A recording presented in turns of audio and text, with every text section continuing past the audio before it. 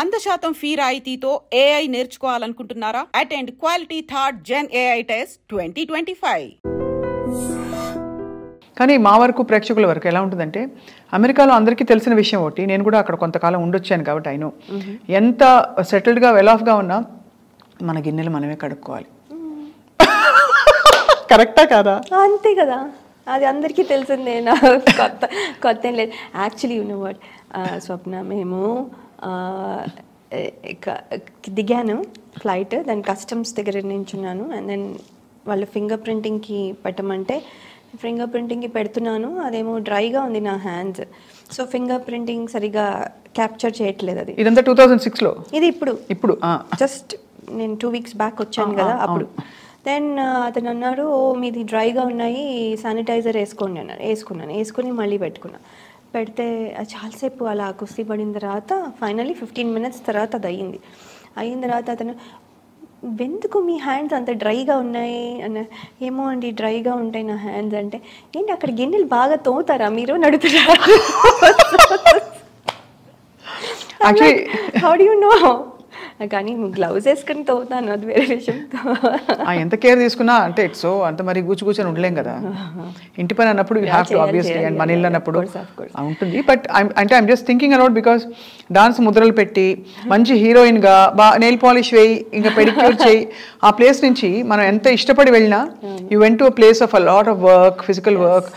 Probably ఇంత public applause ఉండదు అక్కడ ఆ స్పేస్లో. ఇంటికి మీరు పరిమితం అయిపోతారు, అందరూ చేసేస్తున్నారు, మనం అయ్యో ఆగిపోయామనే ఫీలింగ్ ఉంటుంది. వీటన్నిటిని ఎలా డీల్ చేస్తారు లయ? ఇట్స్ డిఫికల్ట్ అండి. ఇట్స్ బిగినింగ్లో చాలా డిఫికల్ట్గా ఉండేది, తర్వాత ఇంకా అలవాటు అయిపోయింది. తర్వాత ఒక రకంగా నాకు ఆ ఇండిపెండెంట్గా ఉండడం ఎంజాయ్ చేస్తున్నా. అంటే నేను నా పనులు నేనే చేసుకోవడం, ఎవరి మీద డిపెండ్ అవ్వకుండా. ఇప్పుడు మా డ్రైవర్ రాలేదు, టైంకి రాలేదు అంటే నేను అరవక్కర్లేదు. అలాంటి లేదు, నేనే డ్రైవ్ చేసుకున్న థింగ్స్ తెచ్చుకోవచ్చు.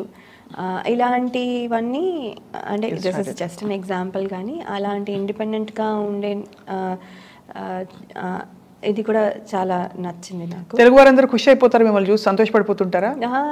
పడతారు. గుర్తుపడతారా గ్రోసరీ స్టోర్కి వెళ్ళినప్పుడు? కొంతమంది,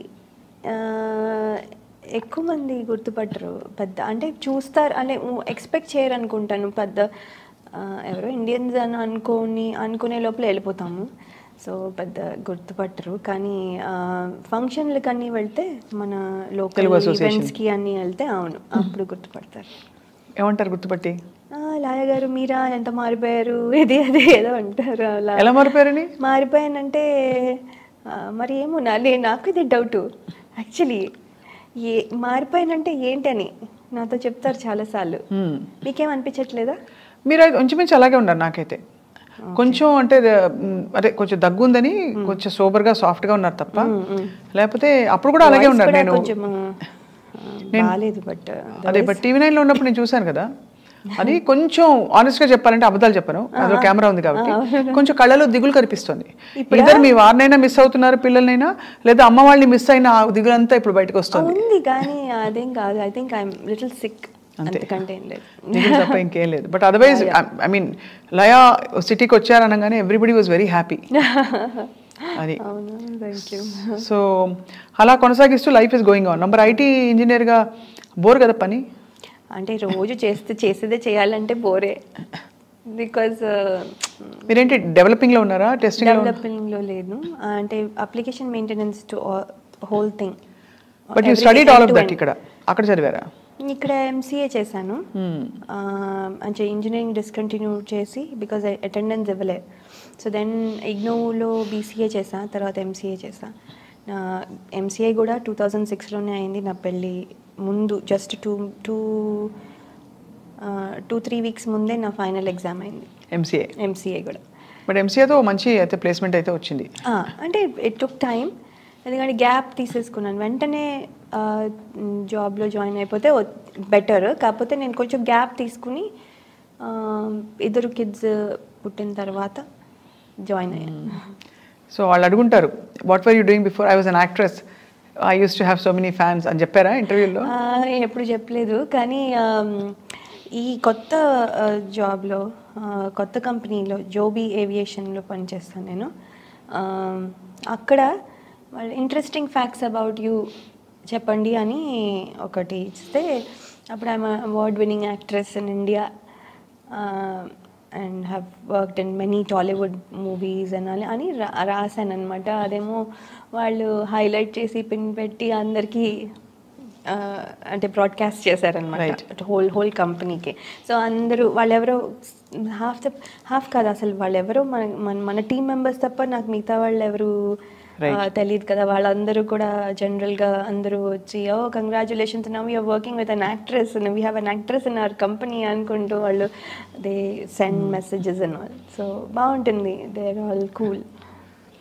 yeah no it's a tough thing because నేను ఆల్వేస్ అంటే ఎంత లేదన్నా కూడా అంత ఎనర్జీ ఉన్నప్పుడు మనం బేసిక్గా ఒక ప్యాటర్న్ ఆఫ్ లైఫ్ మనకి చేయాలి కాబట్టి కొన్ని అంటే మనం ఇష్టపడి ఒప్పించుకుని చేసుకుంటాం, పెళ్లి చేసుకోవాలి, పిల్లల్ని కనాలి. But actually if you look at the other side, award winning actress ఇంకా ఎంత పొటెన్షియల్ మిగిలిపోయిందో.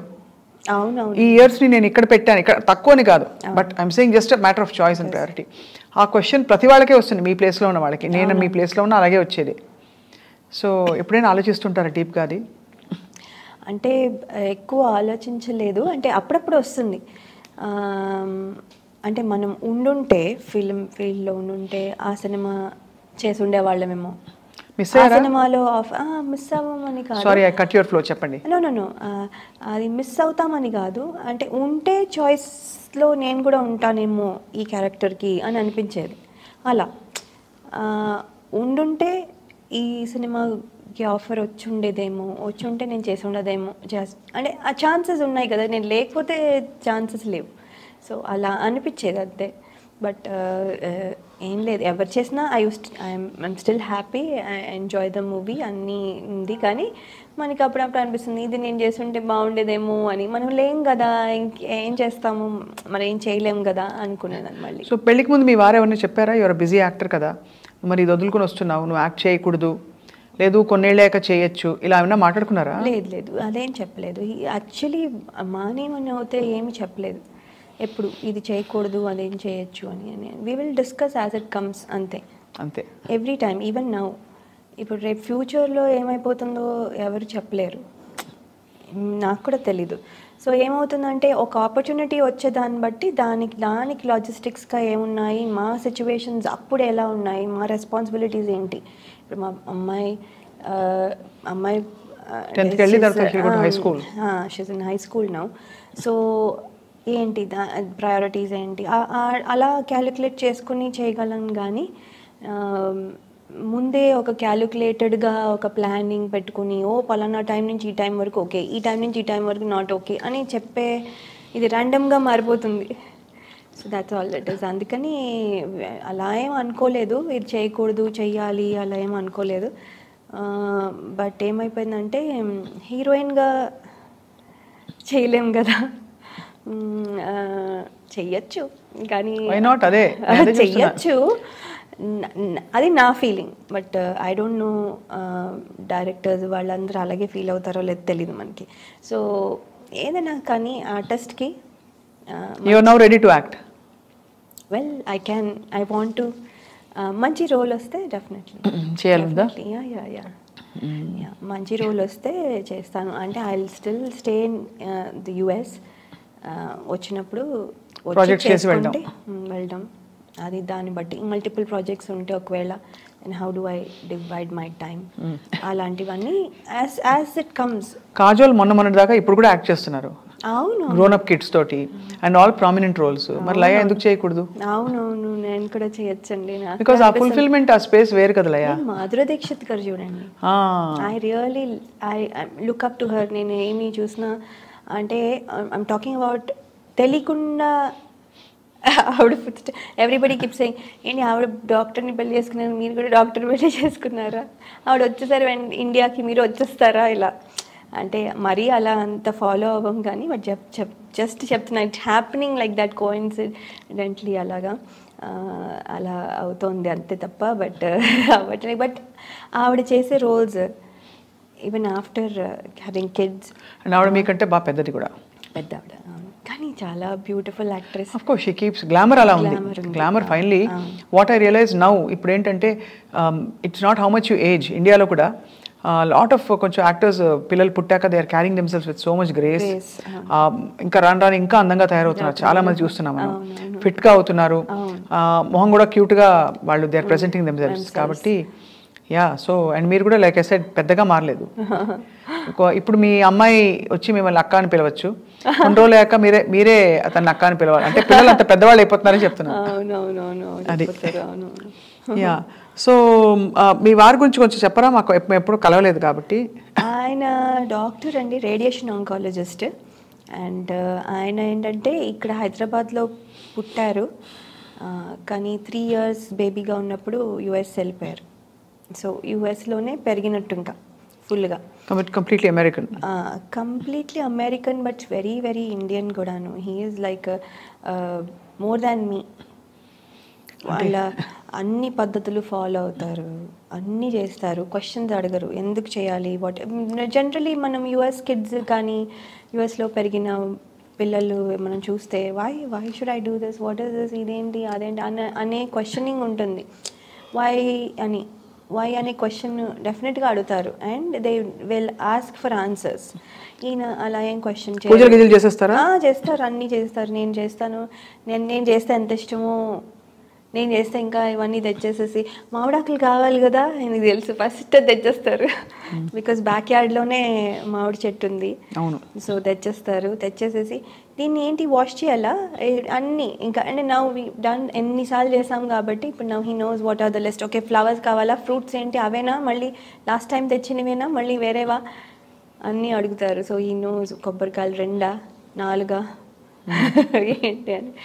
సో ఇలా ఈ చాలా ఇన్వాల్వ్స్ ఎవ్రీథింగ్ ఇన్ ఇట్. అందుకని అండ్ కింద కూర్చునే చేస్తారు పాపం. కింద కూర్చోవడం అలవాటు,